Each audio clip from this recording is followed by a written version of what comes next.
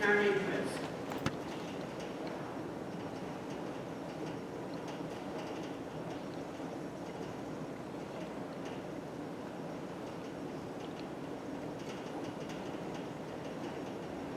Thank you, everyone.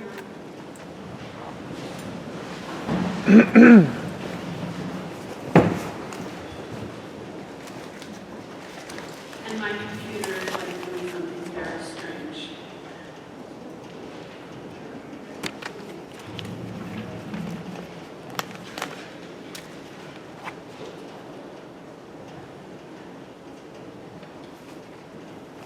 We are now at the public comment section on agenda items. Please look at the information by the sign-in sheet. We have no one signed up. Would anybody like to address the board on agenda items? Please come, state your name.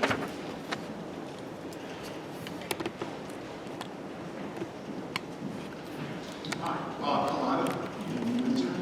I see on your agenda we are privileged to hear from the Allstate Ensemble the recognition of both their talents and the dedication of their staff as well as the students. The thought occurred to me while going over this idea is that throughout our school we have plenty of students and staff likewise talented and dedicated that we rarely hear from here at these meetings. And like we recognize the talents and dedication of the music department, how nice it would be if each month we also recognized all the other subject areas as well as the programs we have here, especially at high school. Science, technology, English, math, foreign language, and even those involved in the trades, as well as the arts. Imagine just while you're in executive session, the public could see, for example, works of art presented for that meeting. My point here is that we have a large district with so many programs, 10,000 plus students and dozens of programs. What better way to add to the way you communicate with the public, inform yourselves as a board, and recognize staff and student talent and development, as well as the efforts that go behind it. We have a publicist on staff. I think one way that we could bring in some of these activities that could not come in person would be to take photographs and have the staff and the students come in to narrate what's going on in the classroom, the accomplishments and the achievements. I'm sure there are lots of teams out there, both in the academics as well as the sports, who are being recognized throughout the year. And time should be given to them, just as we are tonight, to recognize them. We've made efforts like this in the past.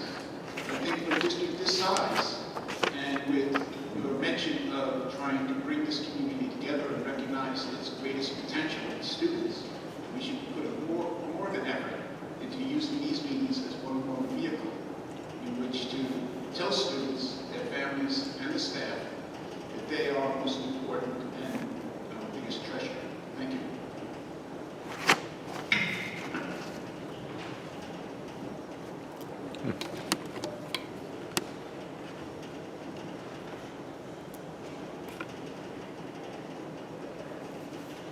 Is there anybody else that would like to address the board on agenda items? If not, we're going to do a little bit of a swap. We're going to have Dr. Padilla go first and do student recognitions, etc. Thank you, Madam President, and good evening, everyone. The first item I have is 4.1. It's a student recognition, and this is a recognition for all state music. And so if I could have Ms. Brown come up and recognize all of our students. Thank you. Good evening. My name is Teresa Brown, and I serve as the Director of Fine and Performing Arts for our school district. I also have the pleasure of this evening recognizing those students that will be representing us November 18th and 19th at our area All-State Music Festival.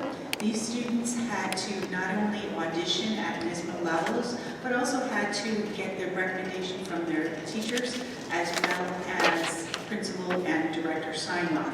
So they have worked very, very hard.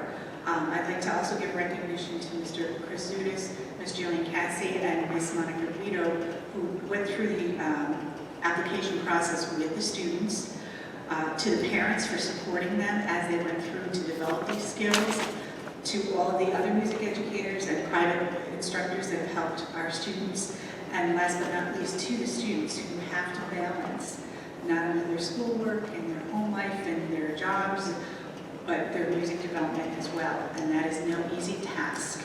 And so you should be very proud of yourselves. What we're going to do is we're going to hear from a small group of the students, then we're going to bring up all the recognized students, take a group picture, and get a little bit of celebration going on. So at this time, can I please have Ms. Cassie and the 5 vocalists come on up?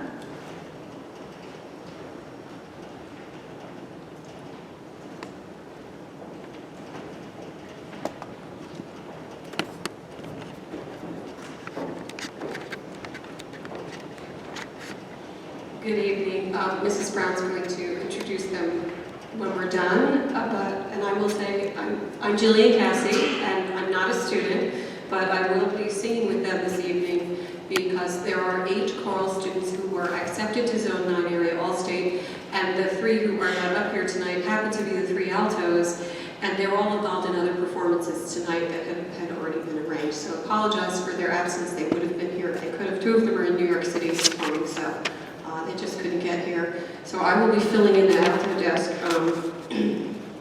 which is interesting. I usually have my back. Excuse my front.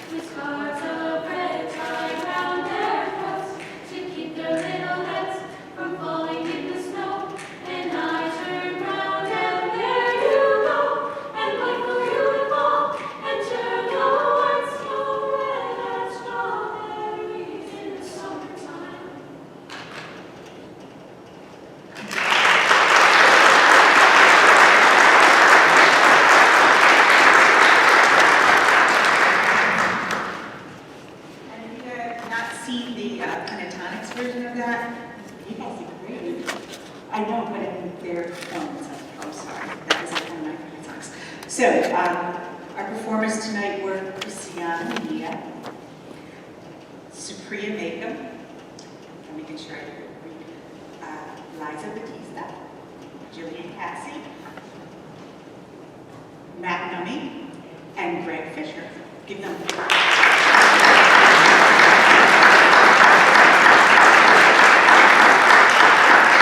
our other students who were accepted, Catherine Gravel, I know you're here, so come on up.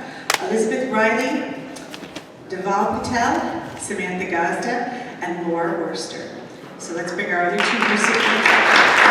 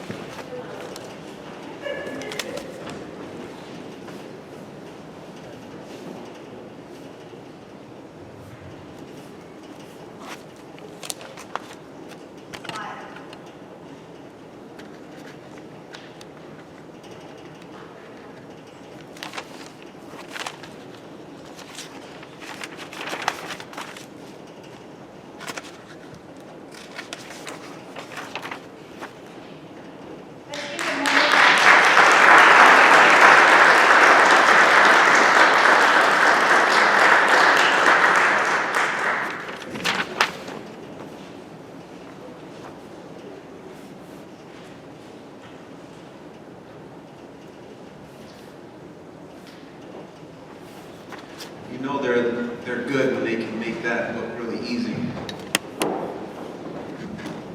So our Board of Ed is going to do a rendition.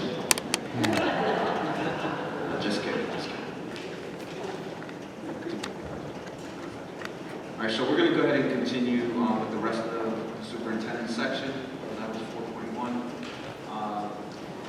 For 2015-16 grades 3 to 8 assessment results, we're going to have our Division of Planning and Accountability, led by our Deputy Superintendent, Mr. Forget, Ms. Ann Lytle, and Mr. David Brown.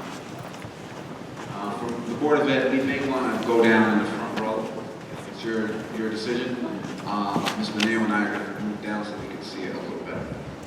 So our division this evening has 3 presentations for you.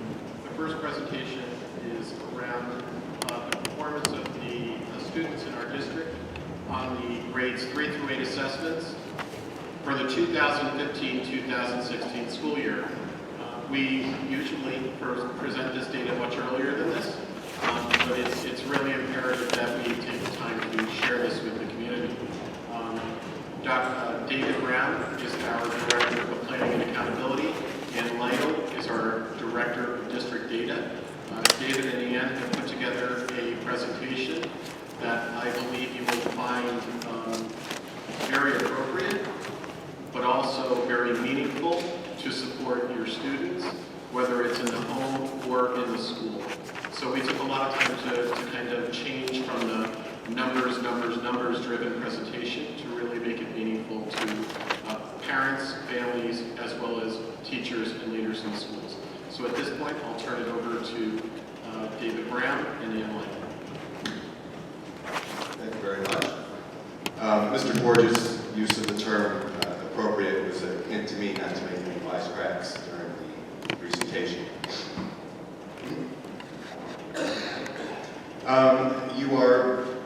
We are about to present some results from the 15-16 testing program. This is going to give you an idea of how our students in grades 3 to 8 did on various Common Core standards. And we're also going to give you some of the graduation rates. Board members, you will have a note catcher. Any wonderings or noticings, any questions that you might have, just jot down. And This first slide focuses on the Newburgh Enlarged City School District and the graduation rates for 2015 and 2016. The Newburgh Enlarged City School District graduation rates are reported publicly only for the month of June. And we're looking at the 4-year graduation rates. Cohort means, cohort actually identifies the year, the first day that students enter 9th grade. And we're looking at, again, a 4-year graduation rate. So in June of 2015, out of the 2011 cohort, we graduated 72.7% of students. In June of 2016, out of the 2012 cohort, we graduated 76.8% of students. In August of 2015, we increased that graduation rate to 75.8%. And in August of 2016, we increased that rate to 81.3% of students in that cohort graduating. This slide focuses only on Newburgh Free Academy. In June of 2015, we graduated 71.4% of that cohort. And in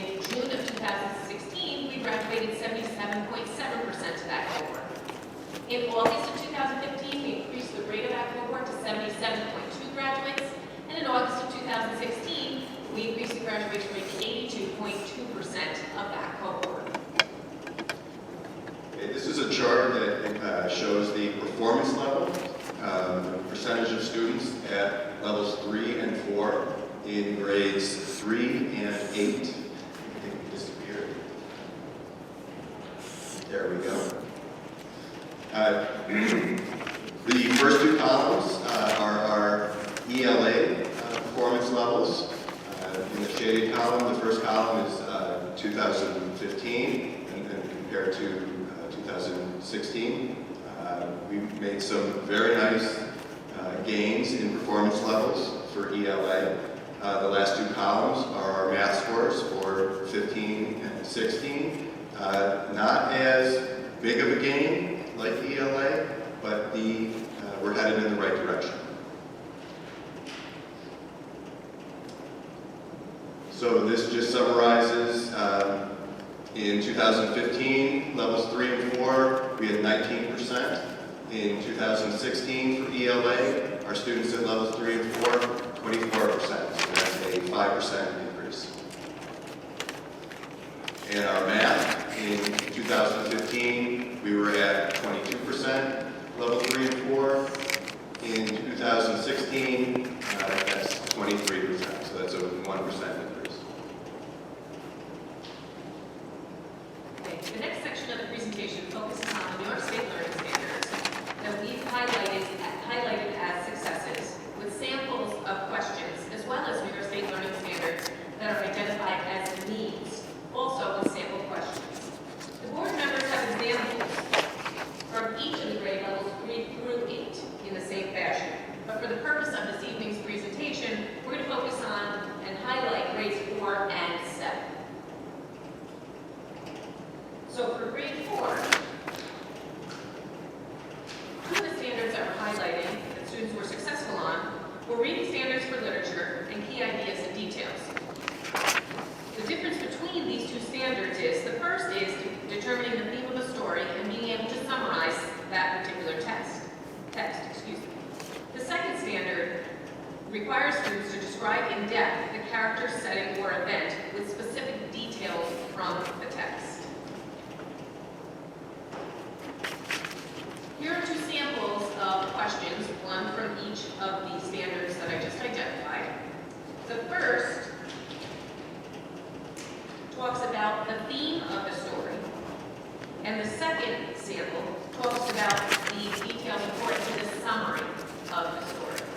And our students did really well on these particular questions.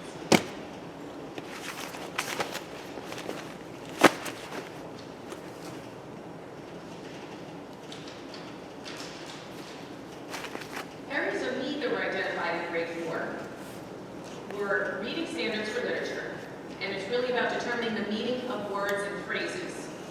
The second was standards from informational text, and that was explaining how the author uses reason and evidence to support particular points from their text. These two are samples of questions from those particular standards. The first talks about the meaning of the word within the text, and the second is asking why the author chose that particular sentence.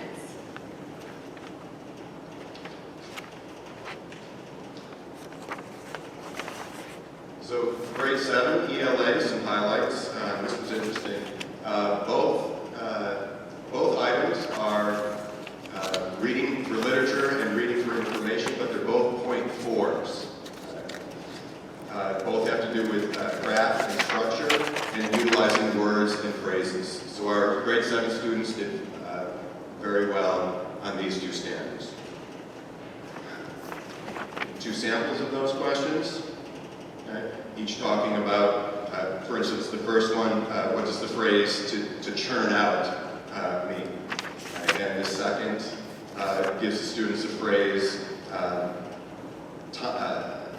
time seemed to stop. So students need to interpret what that phrase means the way the author is using it. Now, two areas of need. First one is a reading for information. 5, only 35% of our students answered correctly. This is a craft and structure type question, and how the author uses language and sentences in their piece.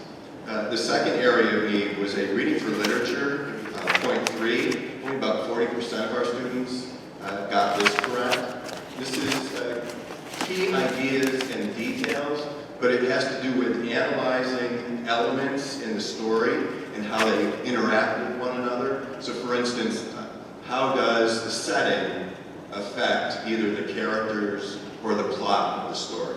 So this was a difficulty. So the examples, they had to go back and reread past some lines, 36 to 45, and see what the author mostly contributed to that reading. And in the other question, they were asked for the main significance of something in the story. This is a ranking of our top 3 elementary and middle school buildings. The schools with the highest percentage of students reaching levels 3 and 4, the levels of proficiency. So in grade 3, Fostertown came in first. Grade 4 was New Windsor. Grade 5 was Fostertown. Grade 6, 7, and 8, Temple Hill came in first. Congratulations.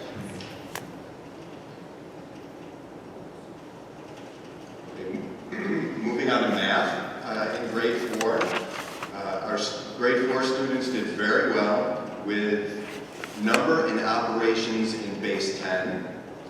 About 75% of our students answered an item like this correctly. This has to do with standard form, expanded form, how to identify and work that. And the other area that we did well on, operations and algebraic thinking, utilizing the 4 different operations and whole numbers to solve problems. So samples.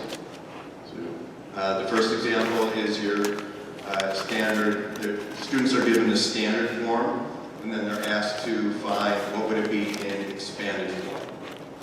And the second item that we did really well on here, they're given a word problem, then they're asked to identify which operation speaks to that word problem. So areas of need in 4th grade math both have to do with fractions. And you'll see that both are identified as 4, NF4. And then the first item that we didn't do so well on is this item, point 4C. The second one we didn't do so well on is point 4B.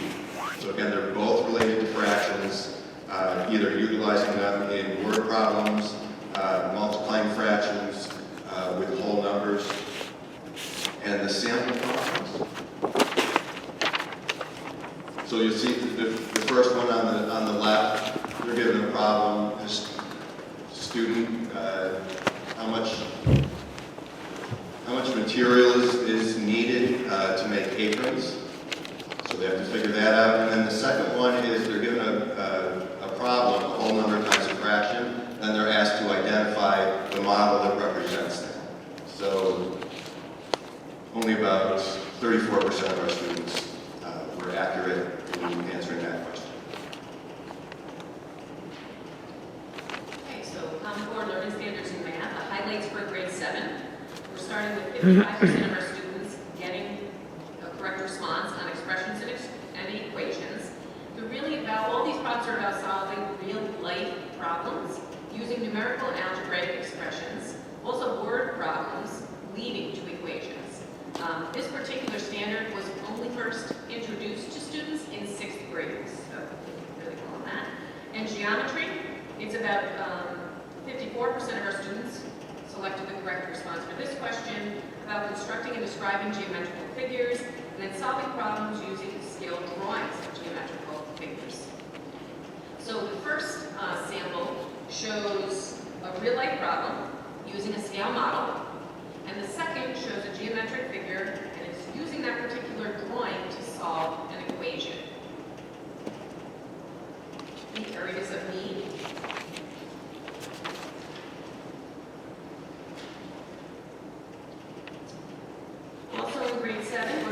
approximately 18% of our students getting a correct response on ratios and proportional relationships. And this was for both of the standards that were identified as areas of needs.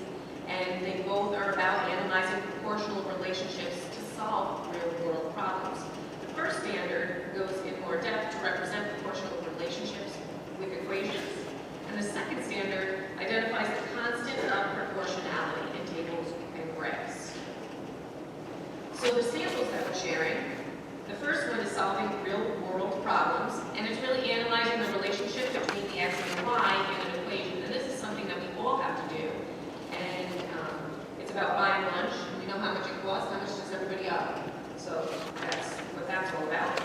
And the second one is about solving real-world problems, again, using proportionality in tables and graphs. And I'd love to be able to explain this to you. So here are our schools, top 3 schools that performed very well. They have the top percentage of the students in levels 3 and 4 in all various grade levels.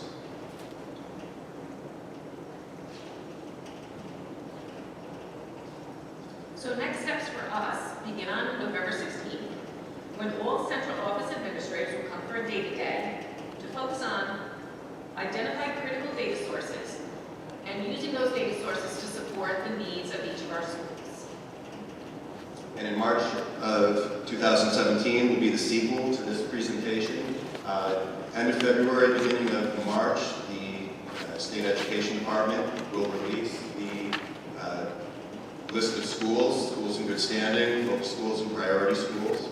And that information will be based on the 2016 assessments that we just reported. Thank you.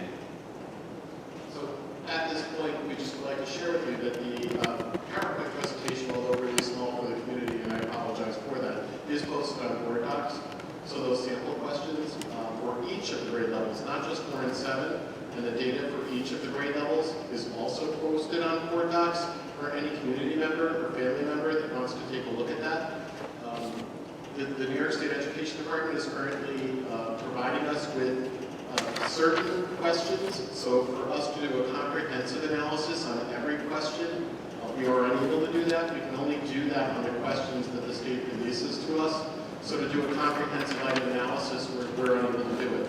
But what we wanted to do was to kind of show you the percent, in relation to the percent and the performance of our students, how it connected to the actual questions that they're required to do in class and on those assessments. So I hope that was informative for you, and I appreciate David and Ann presenting this particular information.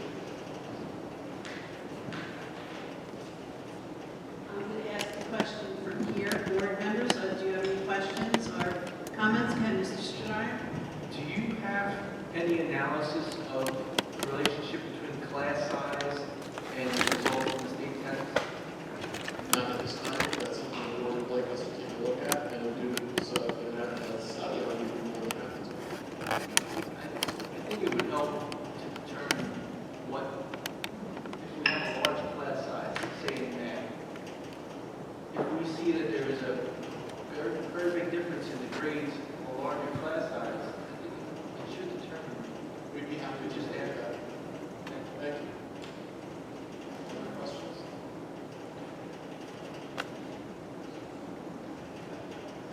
I have 2 questions.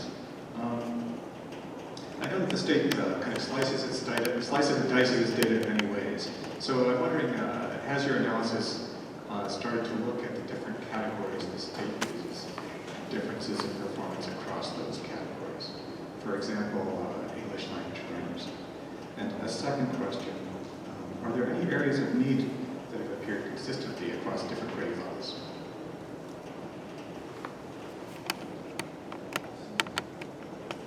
So for our subpopulations, that is something that the state does break down for us and is in the analysis.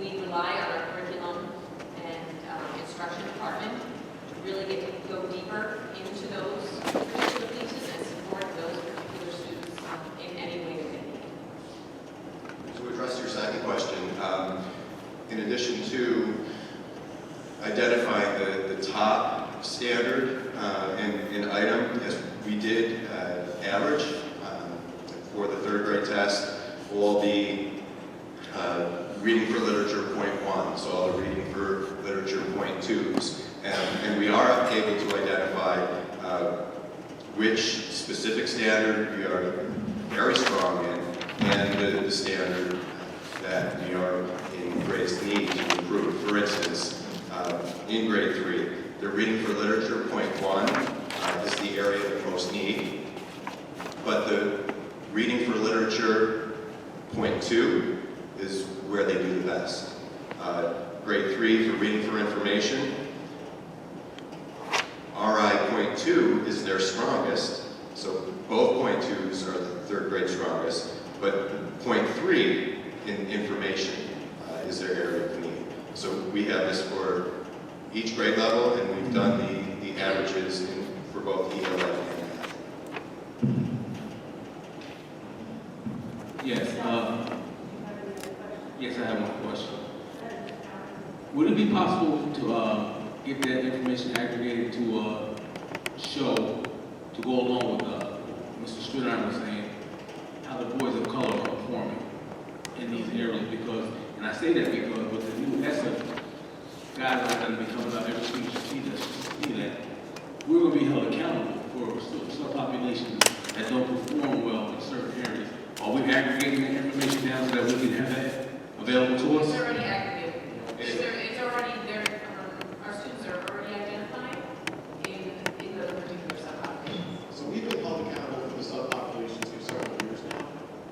What we're doing now is moving towards looking at each of the standards and breaking those standards down. And it is possible for us to break it down based on subpopulation. So we can break it down based on students with disabilities. We can break it down based on EML population, race, ethnicity.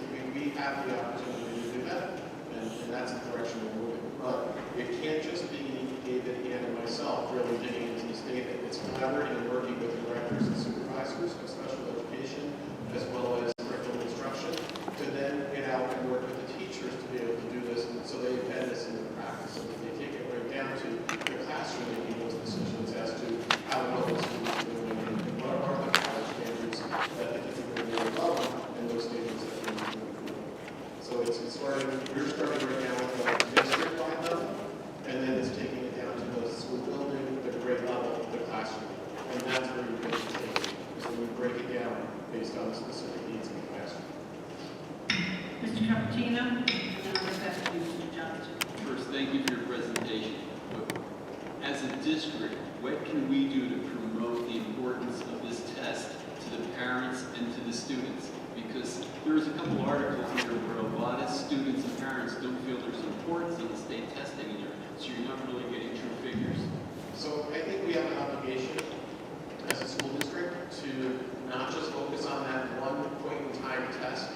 We as a district have to focus on the learning that occurs in the classroom and those ongoing assessments that our teachers are creating that are aligned to that test. So it's not just waiting for the test to be taken in March or April. It's really working in the classrooms to deliver that instruction so that the teachers are creating assessments to monitor the progress of the students and addressing the specific needs of those kids every day. Our teachers do that every day.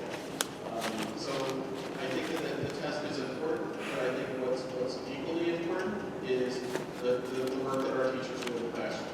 And that's what they do to monitor, not just by test, by observation, and a variety of other ways to see the growth in our students. So the tests are important, but our classroom teachers are on it in the classrooms doing what they need to do.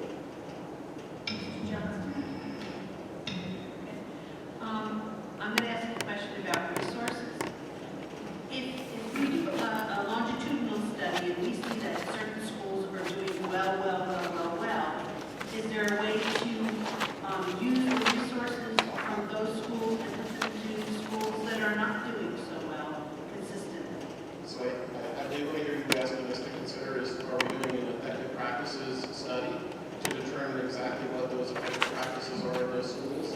And if it comes down to the human capital, and it's the expertise of the teacher delivering that practice, are we looking at ways to expand that to other classrooms? Absolutely. Are we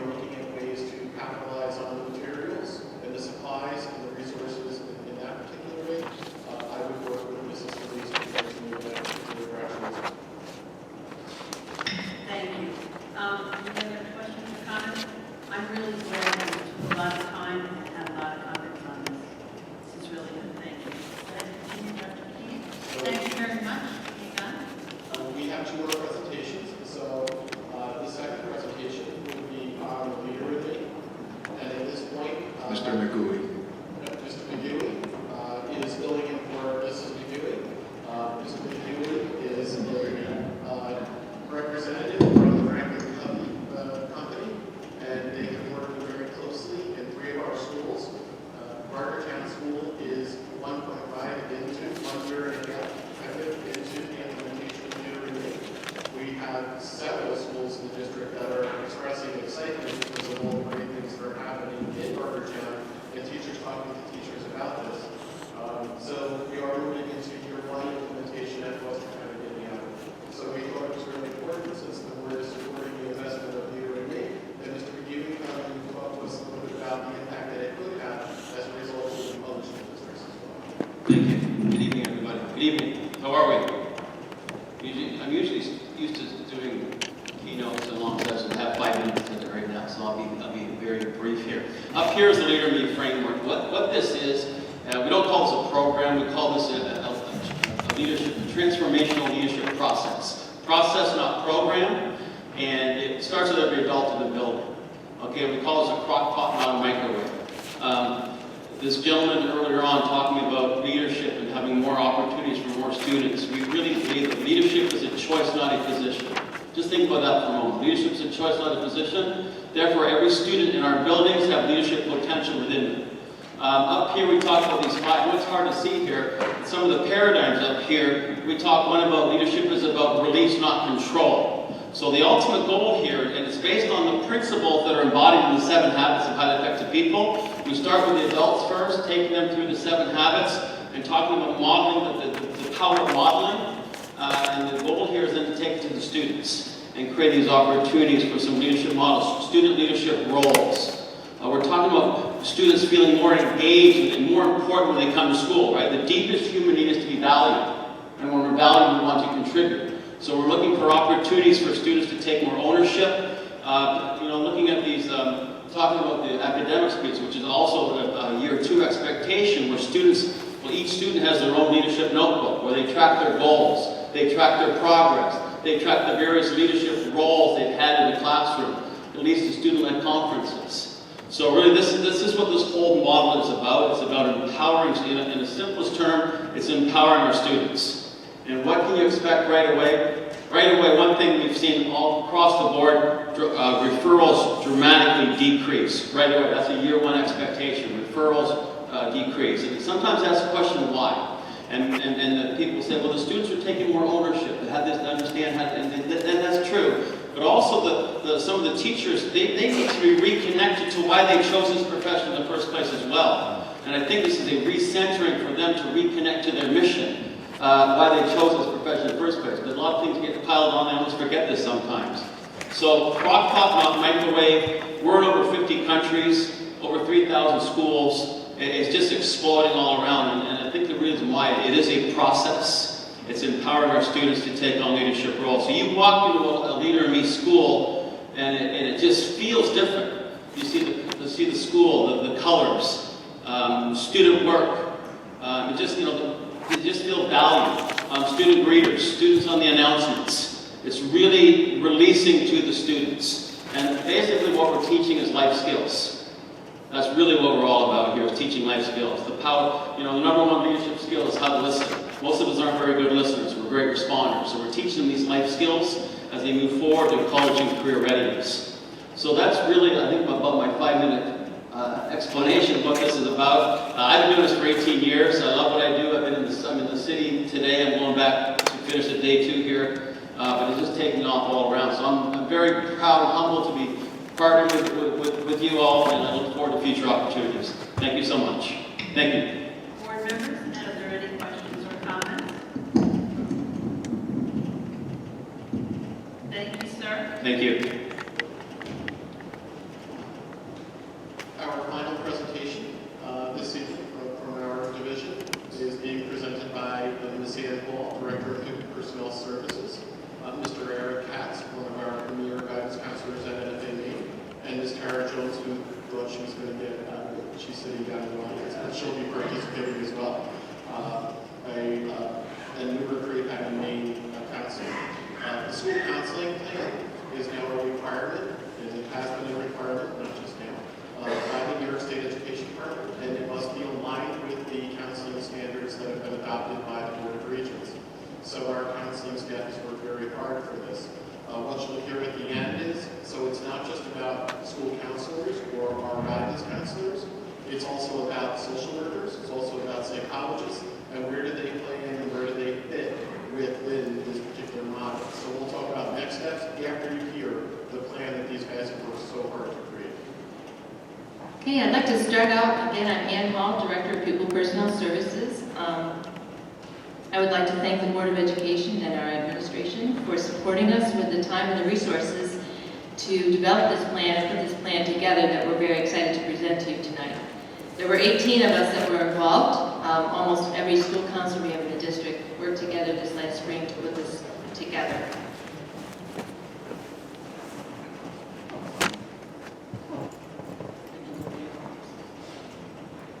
Okay, so the first thing I'd like to show you is that, as Mr. Forget said, New York State does have a requirement that each school district should have a guidance program, or shall have a guidance program for all students.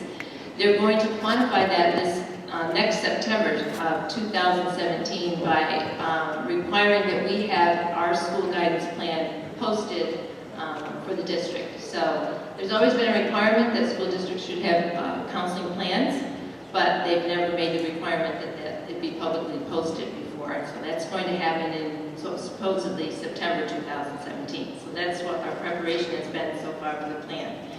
So as you can see, New York State has Part 100 of the regulations, the school counseling program. And they have listed there several qualifications for both the elementary K through 6 and for grades 7 through 12. We're anticipating that pre-K will also be eventually added to that, so our plan included pre-K.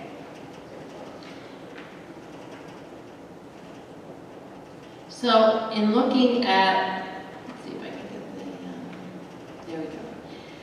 One of the easiest ways to see what we decided to do was to try to put together a framework very similar to what you heard Mr. Brown talking about and Ms. Lytle talking about, and what you heard Mr. McGooey talking about, the leader and me, is that they usually follow a framework of presentation for a program. So we decided to follow the American School Counseling Model, a framework of counseling.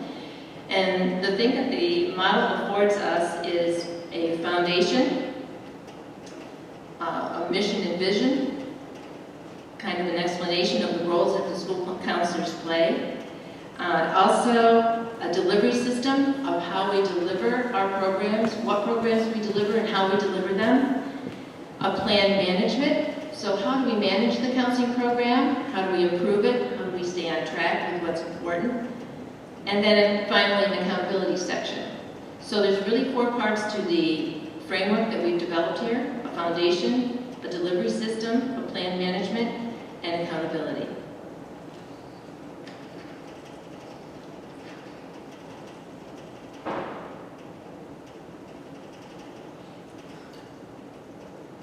So when we begin with the foundation, the first thing that we worked on was providing a mission, a vision, and a role of the school counselor. And this is really important so that we can crosswalk all the programs that we do and develop and the strategies that we work on to help kids, aligning it with the mission and vision of the department.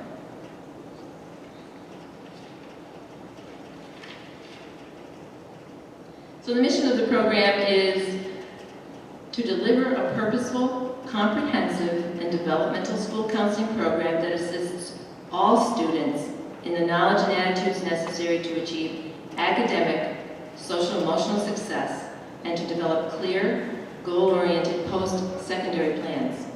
We partner with parents, staff, community agencies, and other educational stakeholders in building a strong foundation for students to reach their full potential. And of course, our vision is that we provide those services through a student-centered, comprehensive school counseling program. All students will reach their full potential for academic, personal, and post-secondary college and career success.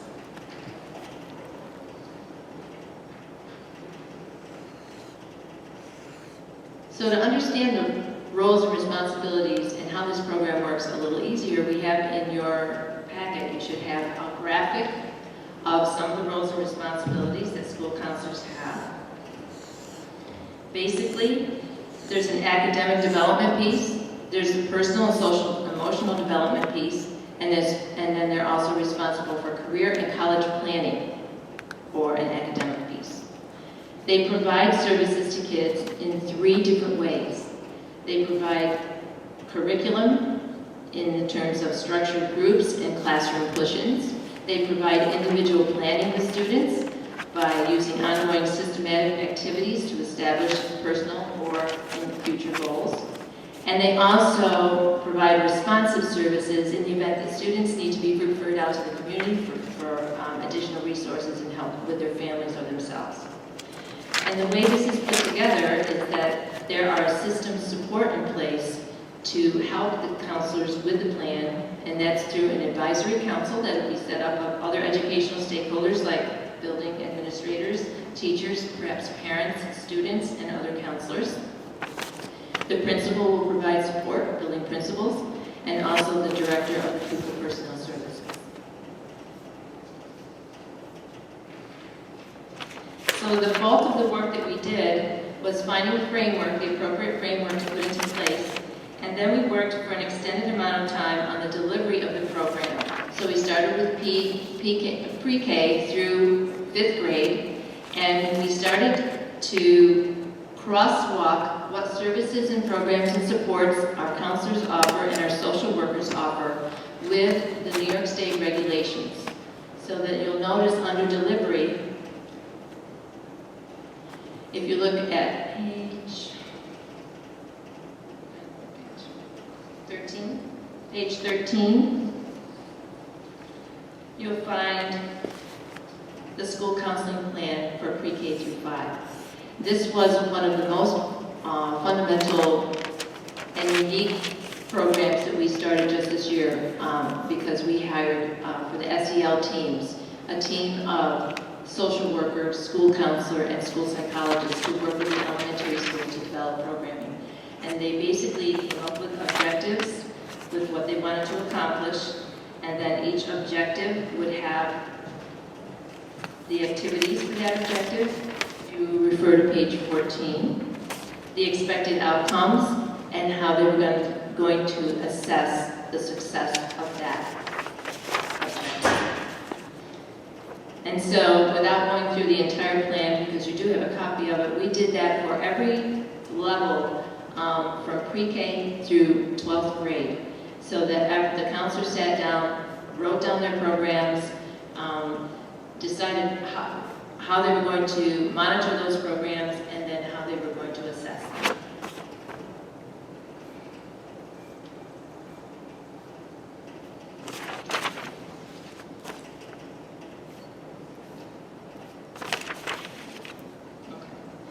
Now, the second part after the delivery is the management of the program. Who is going to manage the program and make sure everybody's following through with what they're supposed to be doing?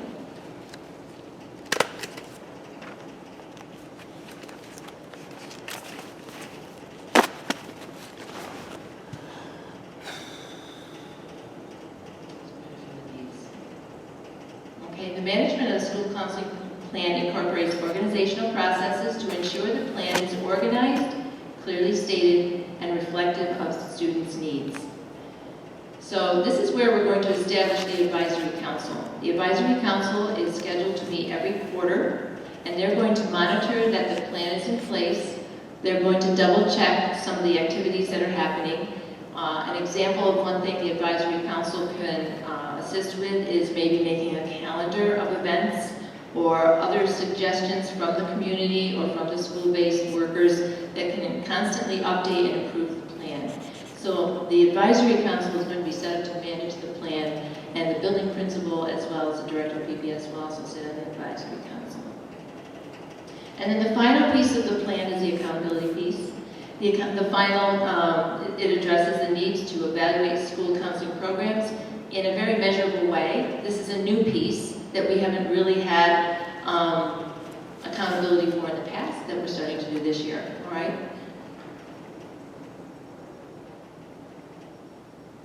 So one example of an accountability program, this year we trained all the school counselors and the social workers in a program called Making Data Work, which is aligned with the ASCA, the American School Counselors Association framework that we're using. And that data model and framework is what we are going to be using to now evaluate our programs and strategies, and making sure that we can give to you current and updated data on the effectiveness and the impact that our programs are having on kids. Did you want to? Good evening, and thank you for taking time to look at and review the plan. Besides the state's mandate that a plan exists and be active and be continually refined, there are several things that go beyond the state's mandate that make a plan of value. For one thing, as you read through the plan, you will see the words all students. That phrase is key to why there is a plan. An effective, comprehensive school counseling program is to benefit all students. And the measure of the effectiveness of the plan is to be able to see how all students benefit from the academic, the social, emotional, the college and career readiness, and the introspective process. And the program is developmental in nature. It is a transformation from what guidance counseling was to what school counseling is. Guidance counseling was a reactive profession. School counseling is a proactive. We just went through a very difficult and reactive week dealing with the tragedies in our community. And we will still be reactive, but the idea is more of our time will be proactive, helping all students benefit. This plan also takes, I think, the role of the school counselor out of that very nebulous definition and gives it concrete form. It states what our purpose is. It states how students will be, how their lives and education will be enhanced by a counseling program. And it gives us the opportunity to reflect on the effectiveness of that program and to make changes as we see what programs work, what needs change over time, and really to bring in all the stakeholders so that we speak a common language, so that every one of you and everyone in the community can say, I understand what my child's school counselor does. I understand the value that they bring to my child's education. So, thank you for your time. Good evening, ladies and gentlemen. I am one of the old veterans of the school counseling department, having been had the privilege of working with our students for 26 years. And one of the things I've heard over the years are, how do you work with the community, or how do you connect with the community? Well, we do numerous referrals, but in certainly different ways, in different buildings, for different grade levels. One of the things that the school plan will do, our counseling plan is designed to normalize across the district.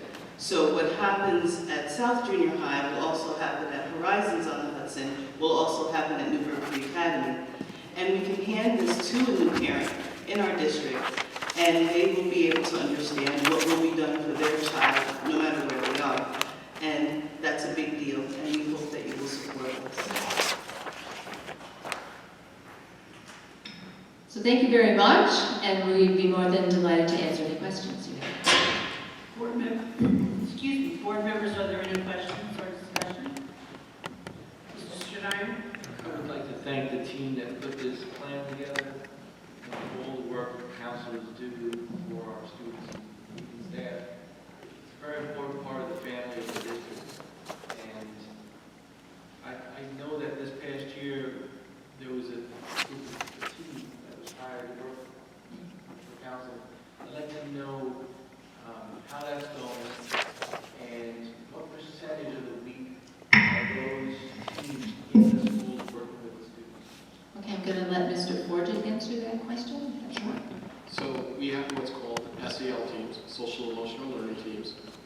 We have 3 teams in the district. We have a counselor, a psychologist, and a social worker on each of those teams. and they are dispersed amongst the elementary schools, including the elementary programs in the country. Right now, as we are implementing this as a new model, those leaders are in our schools 3 days out of the 6-day cycle. One day they work collaboratively going to each other's schools, and one day they work with us to debrief and see how the model is working and digging into a little bit of additional research. So they are physically 3 days in the schools that they're assigned. They are 1 day traveling together, and then there's the other days where we're trying to figure out the model. Within the next probably 2 weeks, based on the data that we've collected, we will modify the amount of time that they're spent in the schools based on the data that we've collected, and I believe that we are at a point where we can add additional time specifically to the schools that are assigned based on the data we're collecting. At this month's Exceptional Learner Committee meeting, you will hear a report out on the progress of the SEL teams, as well as some of the work that's being done with the social workers, as well as the accountability teams in our secondary schools by this month. I'd like to mention as well that we've been doing a lot of work this year with this collaborative work with the school counselors and the social workers and the school psychologists. And we've been finding a tremendous value collaborating together on the different needs for the kids. And we are looking forward to developing a similar framework for social workers and also for school psychologists. I think it's a very valuable framework for everyone to understand their roles and responsibilities. And I think the collaboration between the groups has been extremely beneficial for the students. Any other questions? Any other questions or comments? Thank you very much. Thank you kindly. Thank you. And the last presentation, 4.6, is for our energy performance contract and representatives from Johnson Controls. Thank you. My name is Kieran Roman, and I'm here from Johnson Controls to give you a brief overview of the energy performance contract and where we are to date. Okay.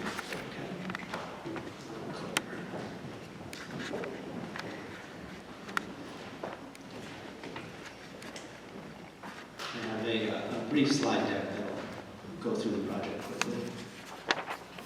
All right, project overview. The energy performance contract is a way for school districts in New York State to do improvements to their buildings without going out for a traditional bond.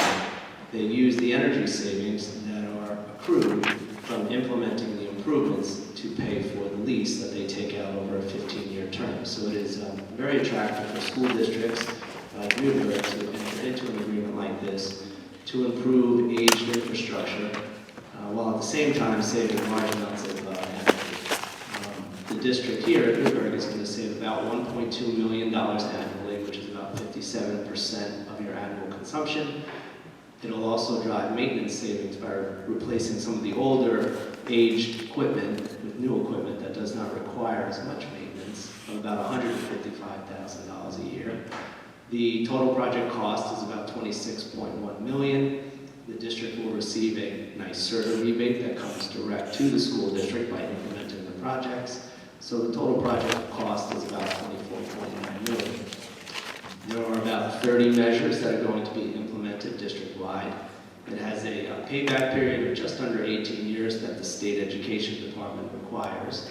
And the savings guarantee is guaranteed to the district from Johnson Controls. So if any one of the years the district does not achieve the $1.2 million, Johnson Controls is under contract right now to write the district the shortfall check for that amount of the shortfall. I'm going to briefly go through the energy conservation measures for those of you that have not seen this before. We are doing LED retrofits and upgrades throughout the district. So every classroom, every space will have new LED lamps, bulbs, and in some cases new fixtures, for instance, in your gymnasiums. This drives a tremendous amount of energy savings, just about 20% of the total savings of about $250,000 annually. So while it improves your efficiency, these LED bulbs are also improving the light levels in the classroom, so really affecting all of the children within the district, providing a better lit space learning environment. We're also going to be replacing just about all of your exterior fixtures, about 514 exterior fixtures, driving about 45,000 in annual energy savings, again with LED, a bright white light fixture. So again, improving security around the buildings, but also longevity of the lamps and bulbs. Probably for Mr. Velez and his staff, this will be one of the most impactful for the district, and that is we are going to convert really the 1950s technology of pneumatics.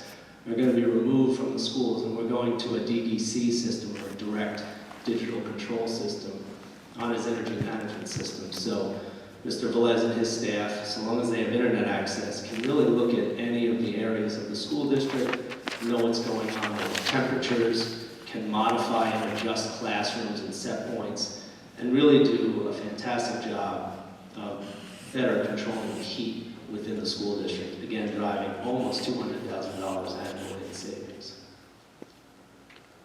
Some of the needier items within the district that are part of this project that need replacing, as you can see, there are the boilers at Newburgh Free Academy are going to be replaced with dual fuel condensing boilers, and then also the boilers at South Middle School are going to be replaced as well.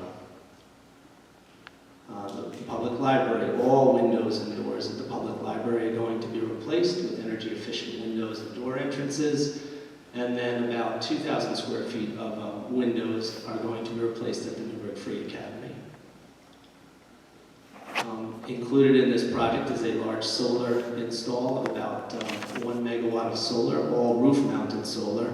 So again, driving a very nice energy savings for the school district of call it $40,000 a year. Again, this will have kiosks or flat screen TVs in the entrances of all of these schools, so that the children can see the output of the of the units on a daily basis, and it's also internet based, so they can do comparisons against the schools to see which ones are generating more power, which is interesting for the curriculum and the kids. We're also back at the public library replacing the existing chiller with a new chiller, and then removing the existing electric boilers that are there and replacing that with a gas-fired boiler. We're also going to be installing 5 Tecogen cogeneration units throughout the district at Newburgh Free, Heritage Middle, Meadow Hill, and Temple Hill. And then these are the balance of the measures, and for brevity purposes tonight, I'm not going to go through the rest of them, but these are the other energy conservation measures that are being designed right now by your engineer, ECG, and they've been working on this design since you signed the contract back in July, and we are anticipating that within about the next 2 weeks, they should be wrapped up with their SED submission package that will go to the state for review. And I do have a timeline in here that we're looking at hopefully June 2017, this June, for approval from the state to begin work on the project. And it should run just about 2 summers to the following September 2018 for final completion. And that is it. Questions? Board members, questions or comments?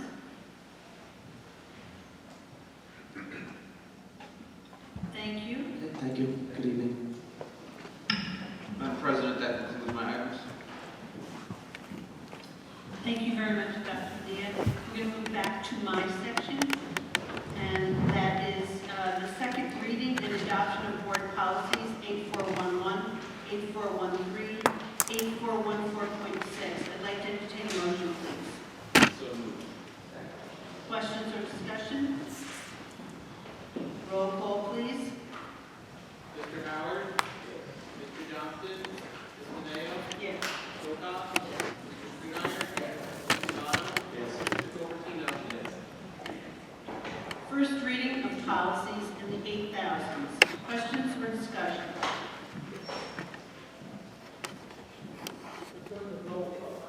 We're going to move on to the discussion of board goals. We're going to look at the revised goal, board goal number 3. And I want to tell the board that these are our goals, not the superintendent's goals, but the board's goals. So this is the equitable distribution of resources. Please take a look at the revised copy. comments?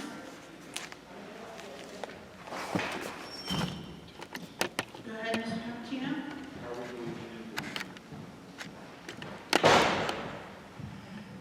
How we're going to implement the policy? Well, part of what's going to be laid out in the policy will be described for what the district will be responsible for. So what we're planning to do is provide a draft, have conversations in committee and with the entire board, get it to a final state that the board will accept, and then that will help to drive moving forward as we're preparing for the next year's budget, some of the things that we may have to consider as it relates to the policy. Any other questions or comments? I'm going to go around and get the consensus, if everybody's okay with this. Mr. Howard? Mr. Johnston? Ms. Kovacs? Mr. Stein? Mr. Tabana? Yes. Mr. Cappuccino? Yes. We're going to move on to number 4, Board Goal 4. The Newburgh Enlarged City School District will continue its commitment to early learning as the foundation for future success. Please read the blurb and then questions or discussion.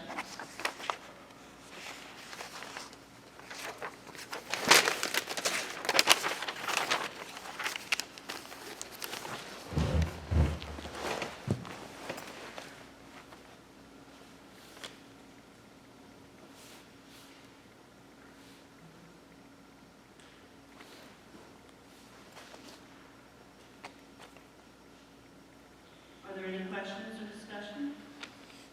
I have a question, and my question is our infrastructure developed enough so that our expectations and reality can match, so that we can use the data that we get from the diagnostic and predictive testing?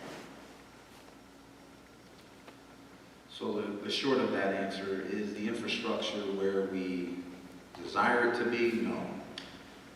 We're still waiting for the state to approve our SSIP plan for Smart Schools bond. The first phase of that is all dedicated to infrastructure.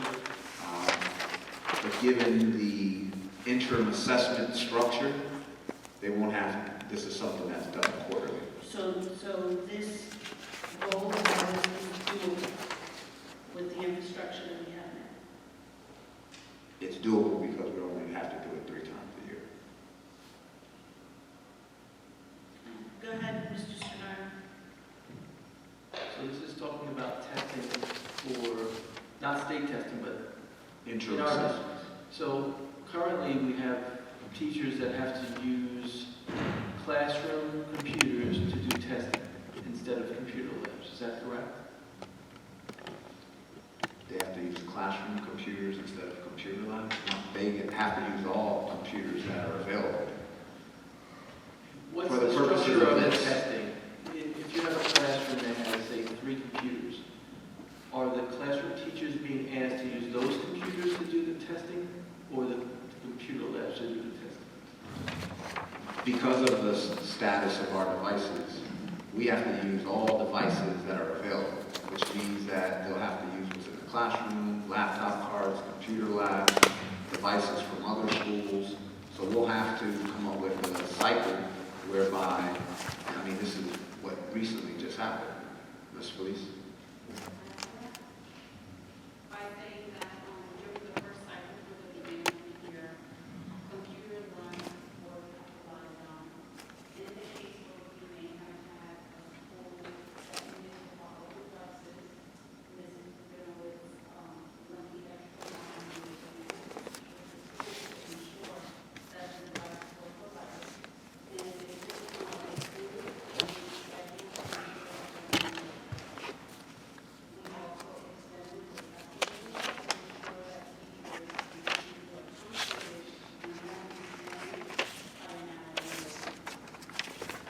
Well, the idea, but keep in mind, by no means are we saying that we have all the devices we need to have this at a place where it's not a stretch on people. That's where we're headed. Okay, so I'm going to go around and have a consensus whether you're okay with this as written, this fourth goal. Mr. Stradine? Yes. Sorry, I'm sorry. I understand what it's saying here, that the schools will engage in instructional planning using a diagnostic and predictive ELA and math assessment. Progress will be monitored on a quarterly basis. Progress being monitored on the instructional planning, or progress being monitored on how the students are doing? Because instructional planning is your planning. Yes, I appreciate the question. So, and that's why we're having this discussion, so that way we all walk out of here with the same understanding. So, the first part of this is clearly around they have to plan. Our educators have to plan using this specific data set. The monitoring is, so now that you've planned, what's the achievement of the students? But it doesn't say that, right? Mr. Johnson? Perhaps you could just insert the word student there, just to say student progress will be monitored. Does that make it clear? Student progress, no, right before progress. Student progress will be monitored. On a quarterly basis. So we're engaging in instructional planning beginning in January. Right. Because we'll have the first, we'll have the baseline. Right. So we're going to be engaging in instructional planning based on the baseline in January 2017. But then the student progress will be monitored quarterly throughout the remainder of the school year. If we're just engaging in our instructional planning in January, in the planning of it, then how are we monitoring quarterly the remainder of the year? You understand what I'm saying? We're engaging in planning. That's So the planning. results of the plans should be targeted and intentional in classroom instruction based on what our teachers have learned from the baseline. So that way, whether it's small instruction or conferencing, it's the result of that planning that will help drive subsequent instruction. What we're saying is, so they're going to take the baseline. As a result of the baseline, they're going to understand those results and then begin instructional planning. And what we're saying is that needs to be monitored quarterly. Mr. Carpentino, and then I'll get to you. We're currently using the tri-state. You can take the microphone.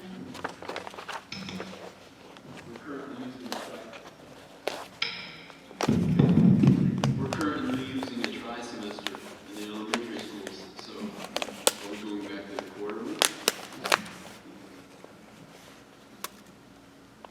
Mr. Ford, we're going to get that needs to be rewritten. Thank you, Mr.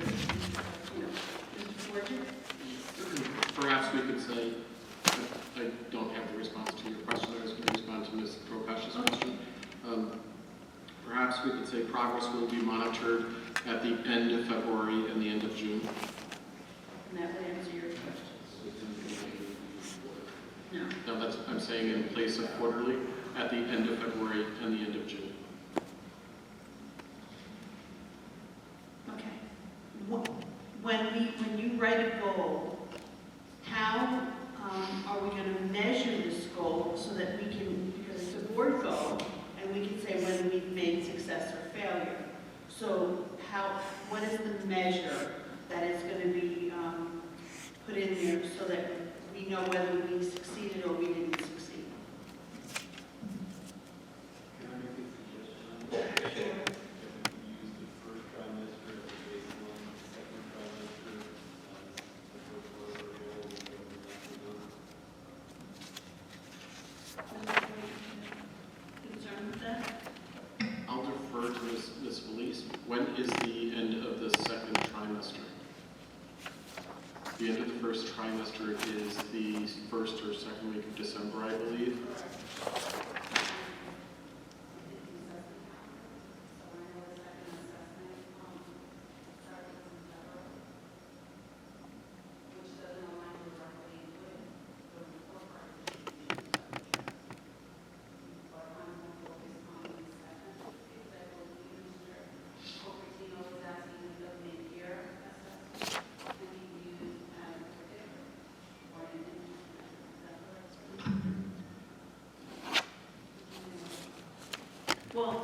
again, Mr. Cappuccino had a question about putting in the dates of the trimester instead of. First trimester as a baseline, the second one as our first, report back, and then the last one's your final report. It's a quarter. Yeah, I mean, we could certainly do a baseline, mid-year, end of the year structure. I mean, that's currently how the interim assessments are set up. 3 times a year, baseline, mid-year, and end of the year. So how are you going to refine that sentence then?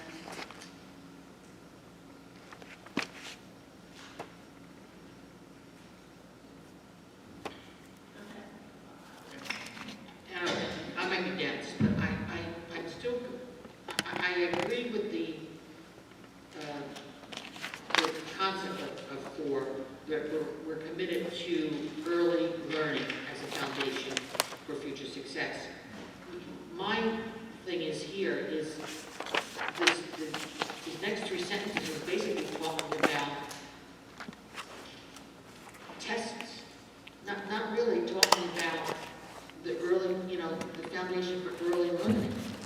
It's all about what they get on a test. It's measuring progress. It's measuring progress. It's not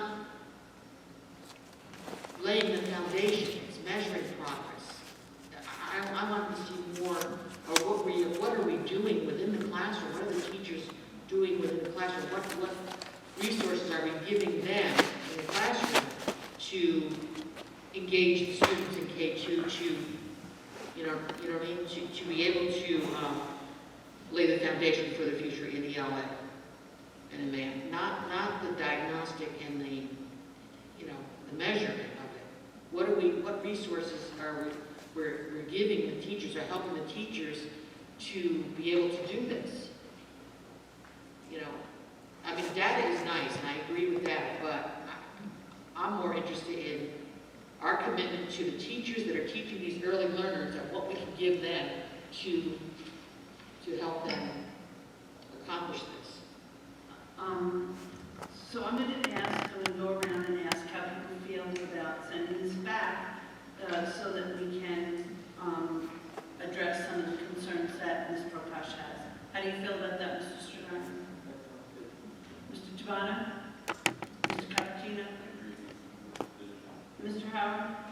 Mr. Johnston? Yeah, I agree with Ms. Prakash. It seems like something's missing kind of in the middle of the statement.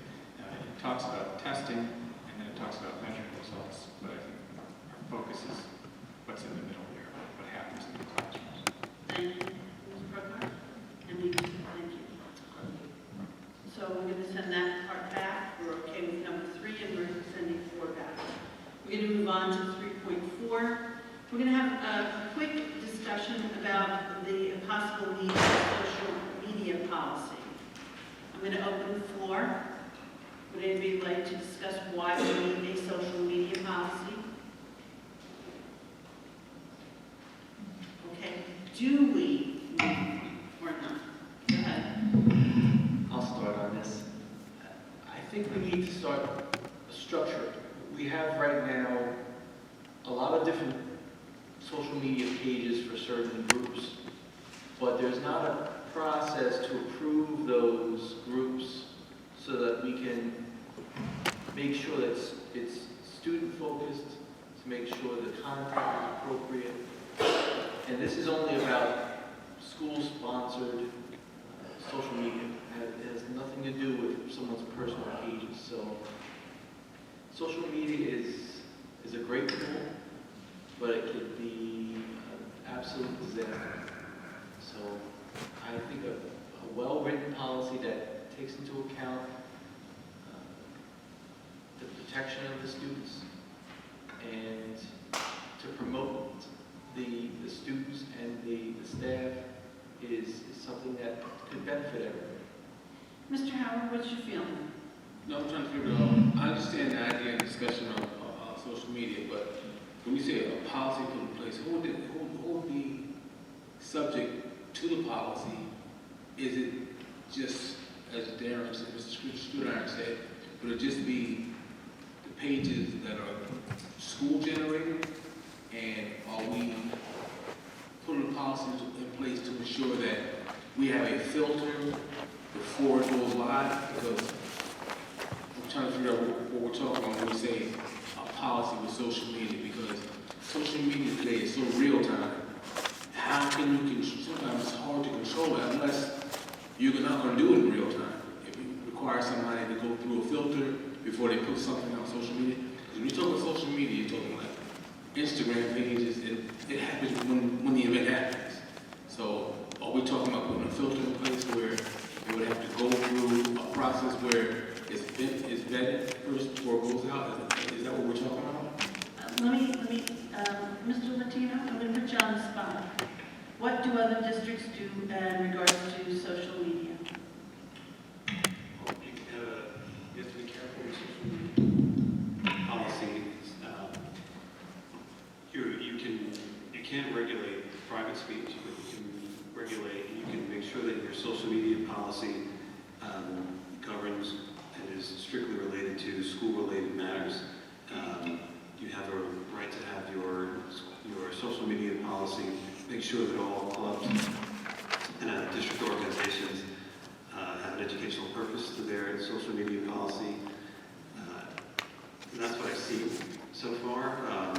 With respect to social media for personal use, really the only limitations I've seen on them have been with respect to anti-bullying and DASA and cyber rules and regulations. Does that help, Mr. Yeah, it does. It gives me a better idea of what we're talking about when we're talking about implementing a policy in regards to social media. So that answers some of my questions. Thank you. What's your feelings, Mr. Johnson? I think the policy around the official pages would make a lot of sense. Just by way of background, at the what is it, November 2 policy committee meeting, there was a document there that was a guidance that another district uses towards social media use in general. And that might be an appropriate thing as well. But as far as official policy, we'd have to devise a way to kind of make it apply to the official things, official web pages, official Twitter channels, etc. Thank you. Ms. Prakash, what are your thoughts? I agree with Mr. Johnson. I think anything that has the school related or has a school stamp on it or anything that has, it should be a policy. It has to be Mr. Cappuccino?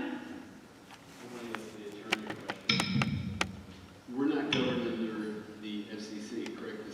They can do it. So the only thing we really can do is state the fact that we don't want to use schools' devices or school letterhead or school emblems and such like that, correct? Well, you wouldn't be governed by the FCC, but if we're talking about an official school page or a social media page, why wouldn't you want them to use the school symbol? But how are we going to determine what's appropriate and not appropriate? That's what I'm trying to say. How can we do that legally? That's where the policy would determine what's appropriate. And you want to limit it to an educational purpose. Okay, then I'll agree with that. Mr. Tabano, do you have any thoughts? Okay. Mr. Studo? I think at the next policy meeting, we'll discuss it further. It may take a little while to develop something, but I believe by the end of the year, we'll have something. Thank you, and I agree. Thank you for that. Go ahead, Mr. Johnson. So on our social media pages right now, we do have disclaimers on it, don't we? Or do we? Or should we? I mean, a policy would, I like that. We could say in a policy there needs to be a disclaimer. We could say, look, we should encourage the use of social media, right? To tell positive stories in the district. It's very ubiquitous. We just need to refine it for our expectations of what we determine is acceptable use of social media. There should be something to the effect of your personal account being something personal and not school-related. And that's where I think a disclaimer could potentially fall into place. So to the attorney, Steve, Mr. Latino, does the disclaimer fully protect the district, or is that something that is advised?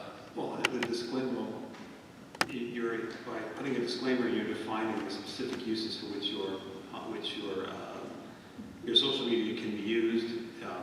It'll allow you to edit the page or to refuse to have certain content on it. I mean, to the extent that you're going to have a social media page, you're going to be responsible for its content and for monitoring it.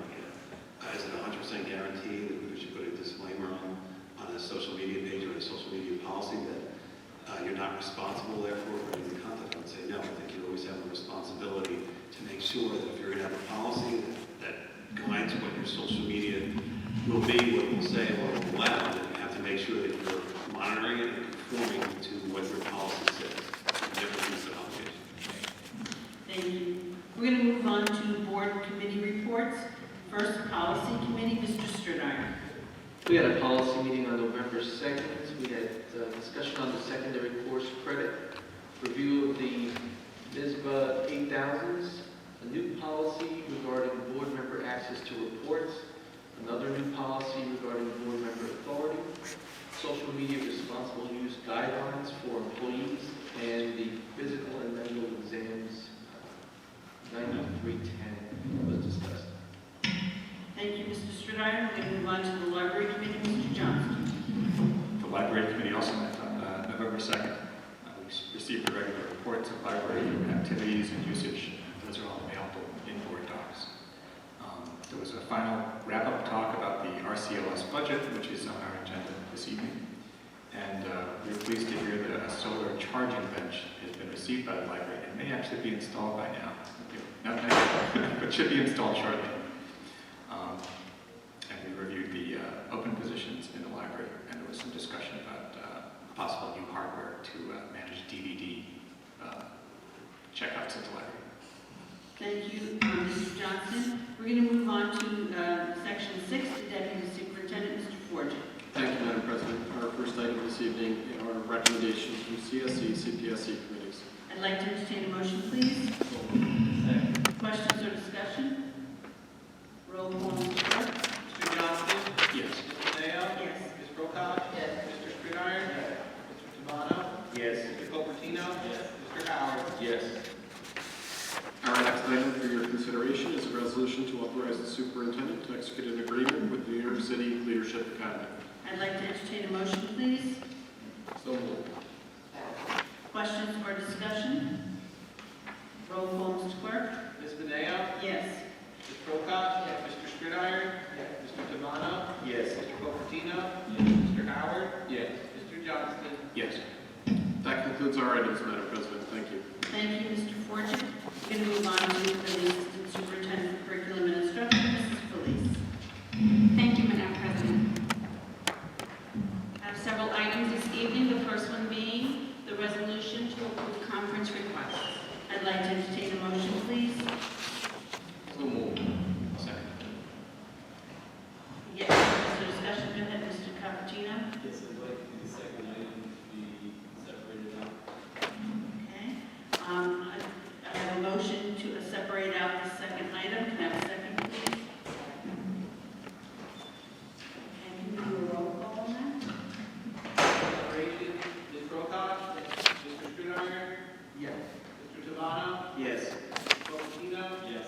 Mr. Howard? No. Mr. Johnston? Yes. Ms. Beneo? Yes. Okay, so we have a motion on the floor with item number 2 separated out. Are there any questions or discussion? Roll call, Mr. Clerk. Mr. Stridiron? This is a vote on everything except for number 2. Yes, we took out number 2. Yes. Mr. Tamano? Yes. Mr. Copertino? Yes. Mr. Howard? Yes. Mr. Johnston? Yes. Ms. Beneo? Yes. Ms. Prokop?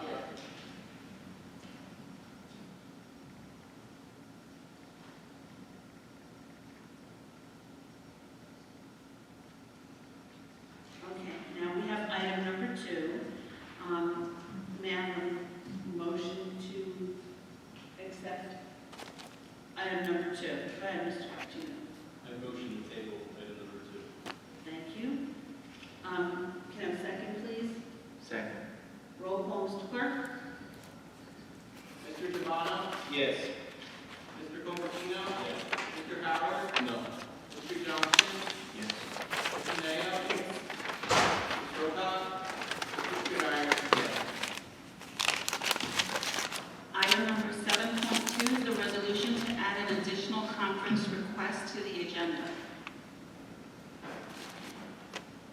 May I have a motion, please? Can I have a second? Second. Questions or discussion? Yes, Mr. Stoudemire. This is just to amend something that's already happened? Yes, sir. Thank you. Are there any other questions or discussion? So now we're going to add it. I need a roll call, please. Mr. Cupertino? Yes. Mr. Howard? Yes. Mr. Johnston? Yes. Ms. Beneo? Yes. Ms. Pocock? Yes. Mr. Meyer? No. Mr. Tabano? Yes.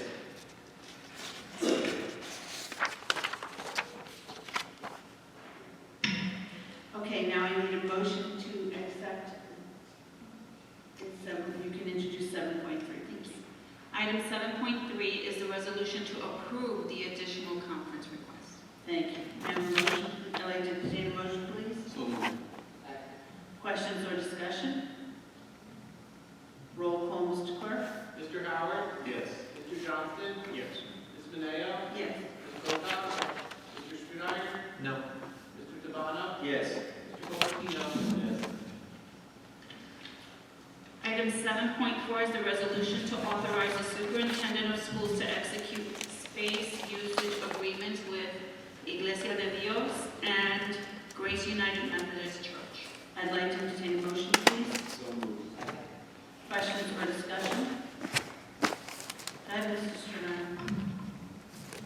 So these are programs that happen outside of the school district buildings for employment preparation education. Is this something we've done in the past? Mrs. Felice? This is for our adult programming, and these are the E&L classes that we provide adults in our community. Thank you. Any other questions or discussion? Roll call, Mr. Clerk. Mr. Johnston? Yes. Ms. Beneo? Yes. Ms. Pocock? Mr. Strumeyer? Yes. Mr. Tabano? Yes. Mr. Cupertino? Yes. Mr. Howard? Thank you, Madam President. That concludes our CNI items. Thank you, Mrs. Felice. We're going to move on to the Assistant Superintendent for Finance, Mr. Kern. Thank you, Madam President. Item 8.1, resolution to approve the Ramapo Catskill Library Systems 2017 budget. I'd like to entertain a motion, please. Second. Questions or discussion? Roll call, Mr. Clerk. Ms. Beneo? Yes. Ms. Pocock? Mr. Strumeyer? Mr. Tabano? Yes. Mr. Cupertino? Yes. Mr. Howard? Yes. Mr. Johnston? Yes. Item 8.2, resolution to authorize the superintendent to execute an agreement with NISBA for the state aid review. I'd like to entertain a motion, please. So moved. Questions or discussion? Roll call, Mr. Clerk. Ms. Pocock? Mr. Strumeyer? Mr. Tabano? Yes. Mr. Cupertino? Yes. Mr. Howard? Yes. Mr. Johnston? Ms. Beneo? Yes. Item 8.3, resolution to approve facility use request. I'd like to entertain a motion, please. So moved.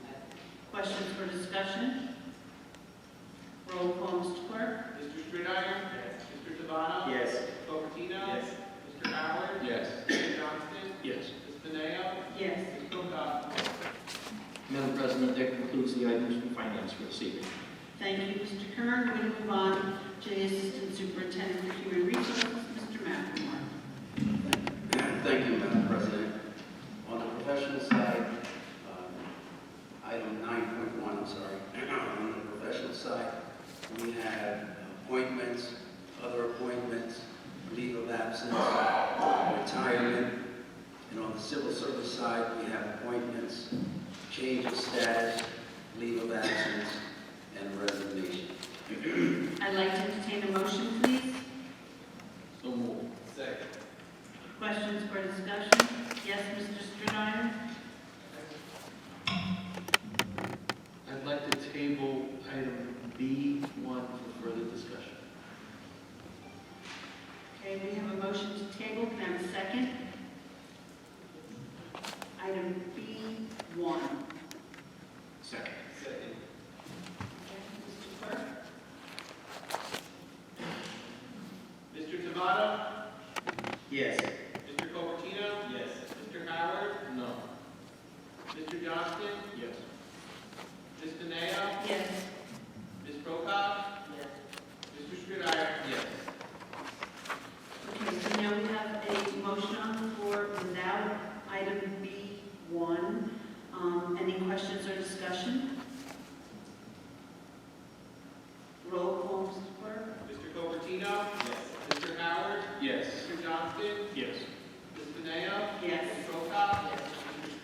Yes. Mr. Devon? Yes. Item 9.2 is a resolution to approve a leave of absence and appoint an acting principal. I'd like to entertain a motion, please. So moved. Second. Questions or discussion? Roll call, Mr. Clerk. Mr. Howard? Yes. Mr. Johnson? Yes. Ms. Beneo? Point of order. Yes, sir. As the person who subject to this agreement has signed it, I can't. The feedback is. as the person who subject to this agreement signed it. In 9.2? Yes.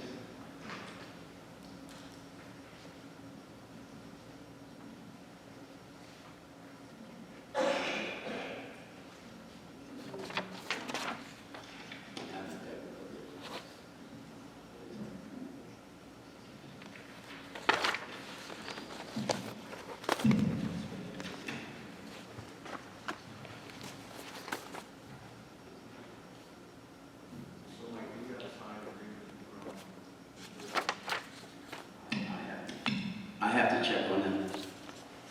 What is the point of order, Mr. Latino, please?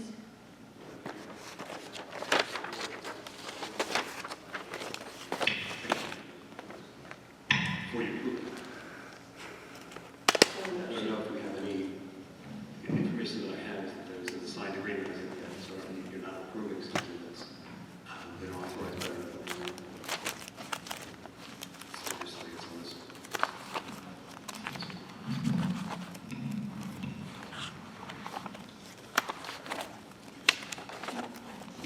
Can I have a motion to table, please? Second. Roll call, Mr. Clerk. Mr. Howard? I'm sorry. We're going to table this 9.2. Yes. Mr. Johnson? Yes. Ms. Beneo? Yes. Mr. Prokop? Mr. Schreiber? Yes. Mr. Devon? Yes. Mr. Copino? Thank you.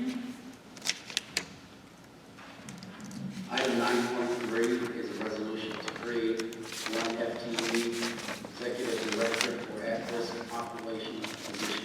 I'd like to take a motion, please. Questions or discussion? Yes, Mr. Johnson. Question. The job description that we received for this seems to have three distinct duties. One being responsible for district-wide programs for students who are at risk.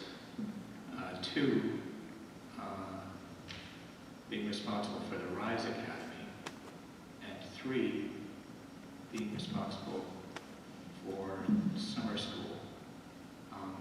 I'd just like to know, is that accurate and current description of the role? You are correct, Mr. Johnson. Thank you. Any other questions or discussion? Roll call, Mr. Clerk. Mr. Johnston? No. Ms. Beneo? Yes. Ms. Prokop? Mr. Schreiber? No. Mr. Devon? No. Mr. Copertino? No. Mr. Howard? Yes. And fail.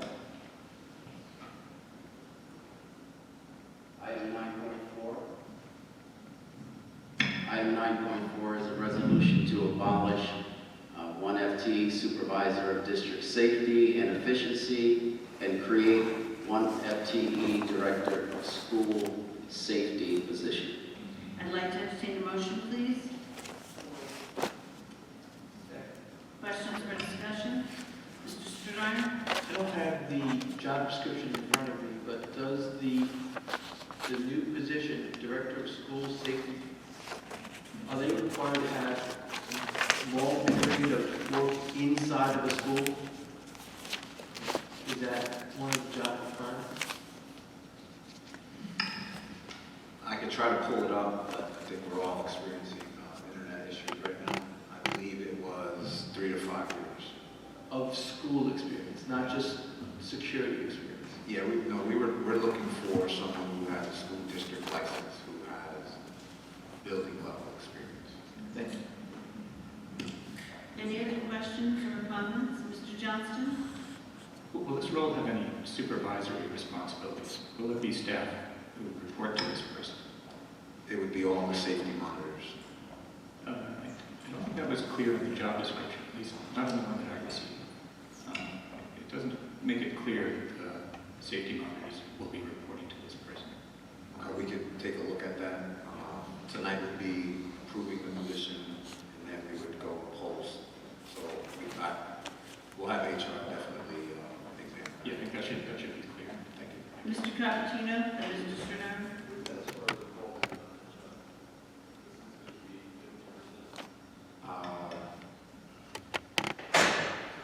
Mr. Ford. Mr. Fortune?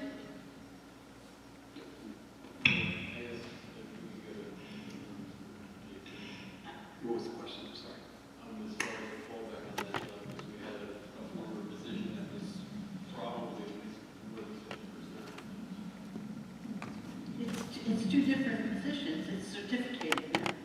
It's somebody that has an administrative certificate. So it's district safety. It could be a certificated position. Mr. Stronach? Is this position going to need a secretary or a typist or any other support personnel in addition? That should be included in the cost. So no, you wouldn't for this position. No, this is just the approval and eventually the hire of this particular person. But does this person need additional staff? I think that's what Mr. Johnson was asking. Mr. Fortune? Dr. Padilla asked us to consider this position working with Mr. Velez, and this position would fall under Mr. Velez. And I believe that the supports that are included within that division should be able to handle the work that's being done for this particular position. In the event there's a backlog, it ultimately falls under the Assistant Superintendent for Finance, who also has support within his division. So I believe that we would be able to... We can cover it. Right. Any other questions or comments? Roll call, Mr. Clerk? Ms. Mineo? Yes. Ms. Bocock? Yes. Mr. Schreiber? Yes. Mr. Devano? No. Mr. Copacino? Yes. Mr. Howard? Yes. Mr. Johnston? Yes.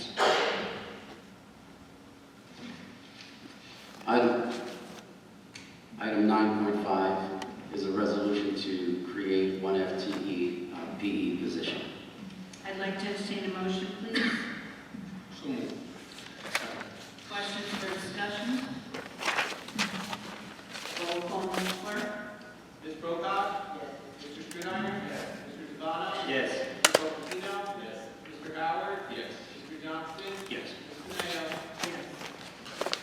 Madam President, at this time, I would like to ask to table 9.6, item 9.6. Can I have a motion, please? Roll call, Mr. Clerk?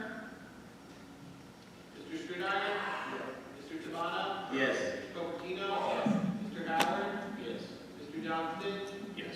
Ms. Mineo? Yes. Ms. Bocock? Item 9.7 is a resolution to rescind and approve 2016-17 Schedule J appointments. Can I have a motion, please? So moved. Questions or discussion? Ms. Burke? Yes, I have a question on 3 and 4 under the rescind and the new one. Originally, when we had positions like this, it was the reason why it was set up as an advisor and an assistant advisor was when one was at NFA North and one was at NFA Maine. And I see on here the two people that are going to be named are both NFA Maine teachers. So which one would be, I'd like to know which one is going to be designated as NFA North and one is NFA Maine. Otherwise, if you have two people from NFA Maine, it should be just like 1 and 2, where they're co-advisors. Mr. McElmore? In speaking with the individuals listed, They are going to service students both at NFA Main and NFA North. The SMOA specifically states that it could be NFA Main or North. So, but in any case, the students are going to be serviced at both schools, regardless of where the personnel is going to be coming from. I understand what you're saying, but originally when this was set up, it was so that there would be equity between the two buildings. That was a concern of the board at the time. So that's why they put in the idea that there would be a representative from NFA North and a representative from NFA Main. But if we're not, if everything's going to be at NFA Main, then to me, it should be no different than 1 and 2, which would be co-advisors. What would you like to do? What I'm just saying is either designate one as NFA North or have co-advisors, because this is a lot of money to spend if you're going to be both in the same building. And you're having, like for 1 and 2, they're simply co-advising. So, I mean, it defeats the purpose of why it was set up initially at both buildings. One is an advisor and one is an assistant. Correct, right, that was what was set up, because we had, at that time, there was, the board was concerned that NFA North wouldn't be given the same as NFA Main. So would, if we put assistant for North Campus, would that help? Yeah, as long as one is actually working at North with the North students. So, can I have a motion to amend that, or is that necessary? These are Good. contractual positions, so I don't think that you have that figure in terms of amending. Go ahead, sir. Say that again? Which, you want to amend the resolution to split it in half? Well, we're not sure if we even can because it's contractual. Mr. McNamara, you're saying that this is based on SMOA language? Yes, based upon the SMOA. Can I ask a question? Was there an SMOA reached in which these particular dollar amounts were agreed to, 1, and then 2, that these particular persons would be appointed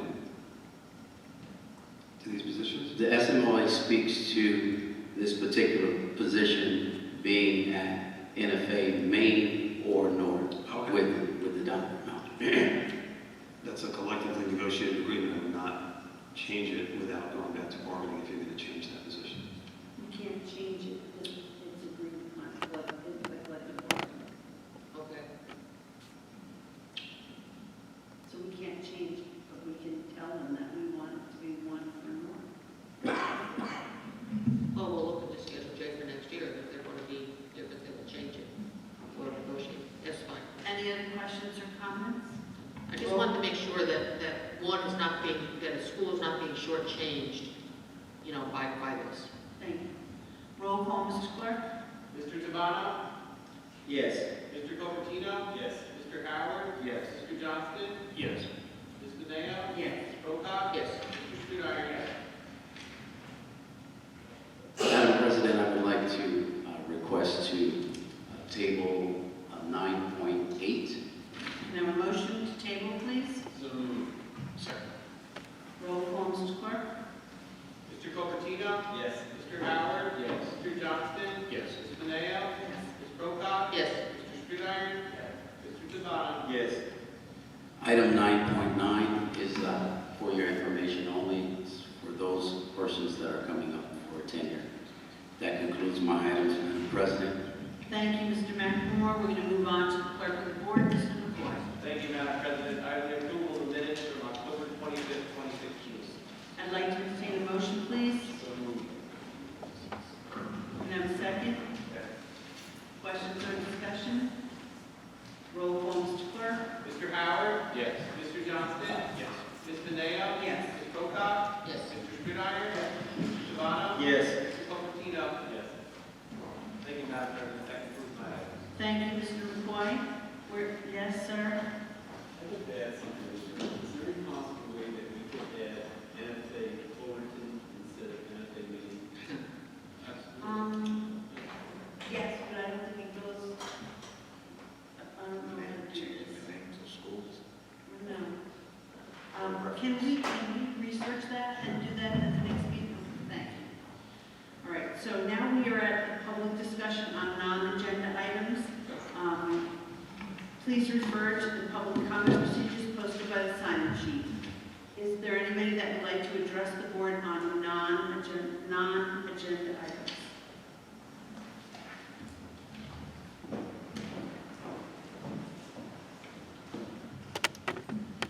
Good evening again. My comments refer to some of your comments made during the meeting, a very informative meeting, by the way. Two items. First was the board goal number 4 on early learning, which I find to be very helpful for this district to engage in. I am guessing that there's some disagreement over the terms quarterly and trimester. My understanding of reading of this goal, which I appreciate, is that planning, diagnostic, and assessment data is to be done on a quarterly basis. That, from my understanding, is not the same as a trimester report card. I wouldn't imagine this data is used directly to create a report card. I would hope not. And doing it on a quarterly basis would give the teacher more accurate information more quickly, rather than waiting for a trimester report. Because the purpose of something like this would be to get information as close as you can as far as the progress of students, as well as the effectiveness of the planning. You bring up a good point when you ask what's in the middle. And from my experience in education, what's in the middle is the classroom teacher's philosophy, their practice.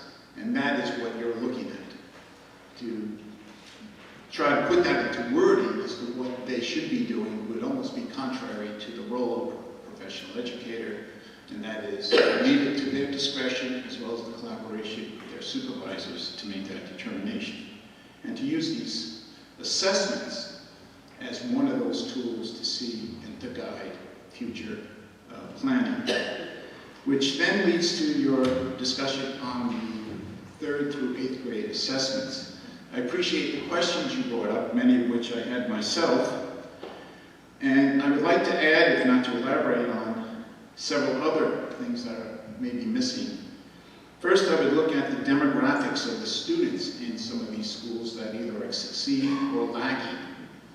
There's a big difference in a school that has, for example, fewer reduced or free lunch participants. Research tells us that those students are generally going to be doing better for a variety of reasons. I would also look on time on task in each of these buildings regarding these specific ELA and math skills, as well as not so much the dollars in resources, but the effectiveness of the resources being put into these buildings. Are they directly related to the weaknesses that we're seeing in the data? As well as to the training programs. You know, I hear you talk a lot about training programs for teachers. Are these training programs focused on not only maintaining what they're doing well, but specifically to address the very weaknesses that you see from year to year?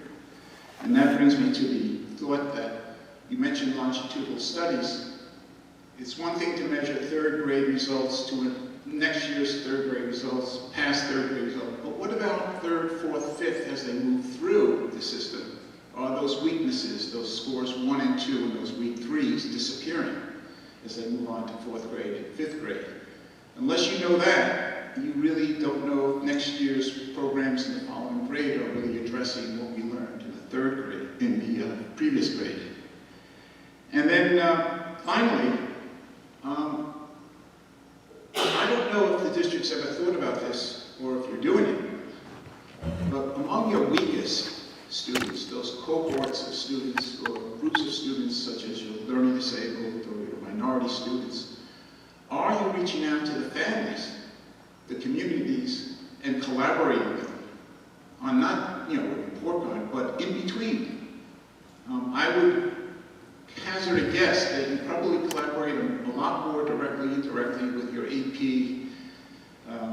enriched and advanced students and families during the year, then you're communicating these results and what can be done as a group to help address both the family, home situation, as well as to inform the staff of those situations to better address the learning difficulties these students are having. So just as we encourage students to achieve, we should be collaborating with those who are struggling to see how much better we can devise a program and involve the parents to be part of that improvement. Thank you. Would anybody else like to address the board on non-agenda items?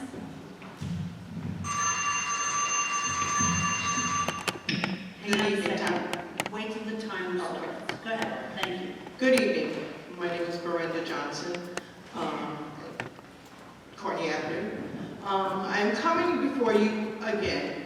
I spoke, I believe, last year in the beginning of the school year on this same subject, and actually it was about classrooms being moved from one building to another building.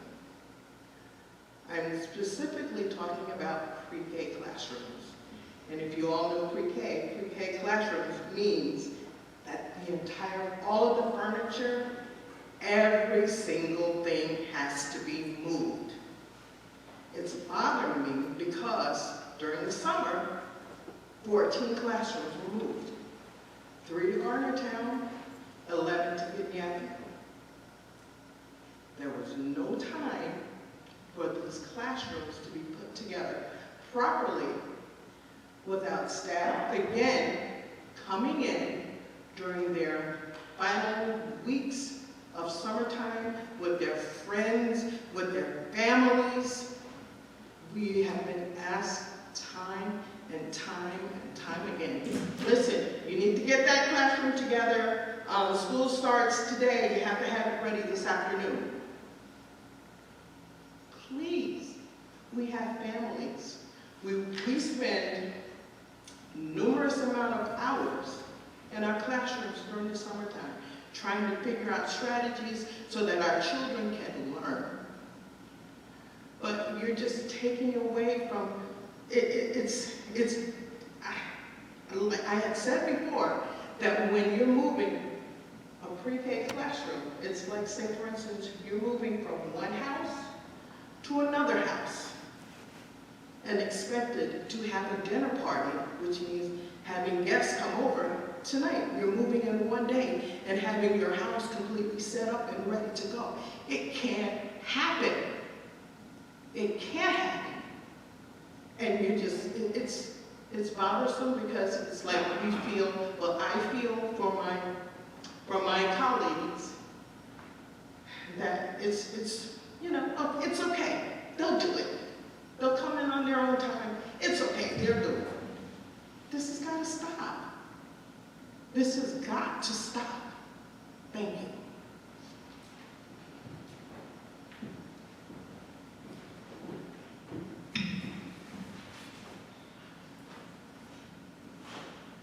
Please state your name. Just wait until he resets. Thank you.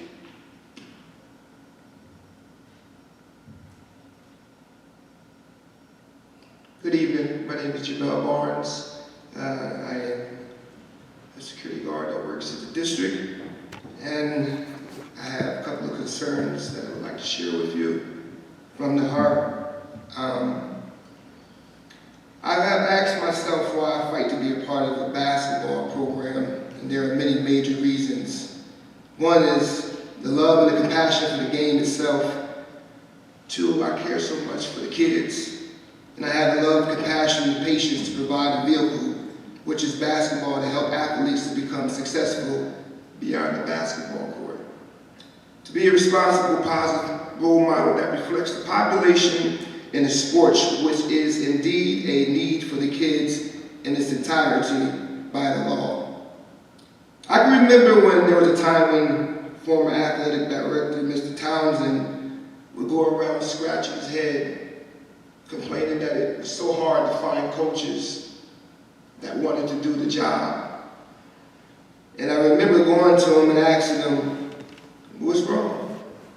And he said to me, it's a shame.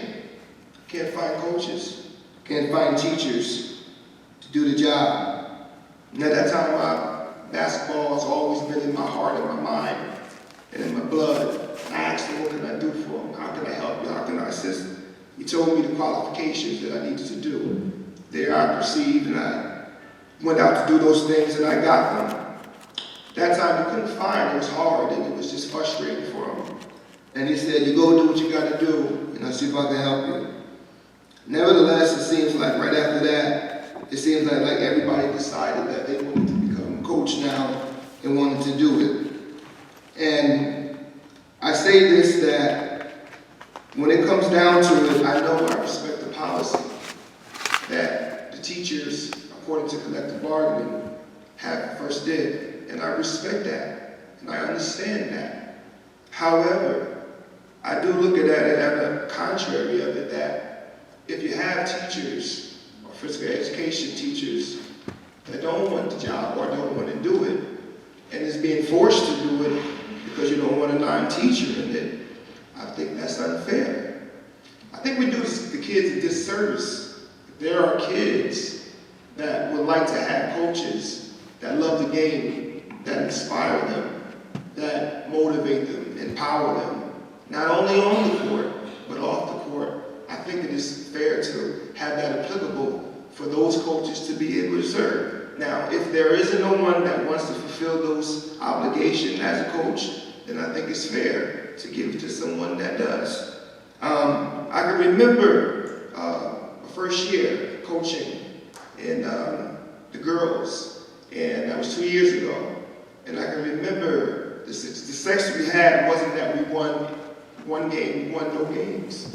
But we did win because they learned a lot of life lessons through the mistakes of basketball, through all kinds of different hardship on the court. Most of them didn't even know basketball, never picked up a basketball. But I was able to teach them life hard learned lessons through basketball, which was applicable to their life. As well as it forward over to the next year when I was able to coach the modified boy. And the integrity and the character that I left with them still rings in their heart.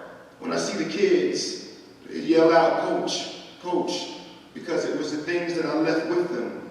No, I'm not a teacher, but yes, I am a teacher, because anytime you can educate and empower someone, I believe that you are a teacher. And when I look at it, you see, I coach from the heart with intensity and passion. I'm not in foot money nor the position nor the limelight. I have put enormous hours of study and preparation, concentration, dedication, and research to be a better coach. And all I want is that opportunity to show myself faithful as what I have committed to. Finally, we have seen tremendous change in the boys program so far as diversity of different backgrounds, and I'm very proud of that. And I'm grateful to be a part of that coming to pass. I believe that it is only fair and just if we can apply the same changes to the girls program because they matter too. I don't have to think twice about whether or not I am a perfect coach for the job because the real proof and evidence comes straight from the kid's mouth. I also don't have to second guess my knowledge and understanding of basketball. And I'd like to leave you with these final words. A good name is more precious than silver and fine gold. Look at the walls. The writings are all over them. Thank you so much. Is there anybody else that would like to address the board on non-agenda items? We are going to have the second executive session. Be it resolved that the Board of Education hereby recesses into executive session for the following purpose: matter being confidential under FERPA, employment history of particular individuals, matter legal to the employment of particular individuals, the review of programs, and placement of students with disabilities and collective bargaining under the Taylor Law, NTA, CSEA, NASA, and to observe advice and to obtain advice from legal counsel. May I have a motion, please? Roll call, Mr. Clerk. Yes.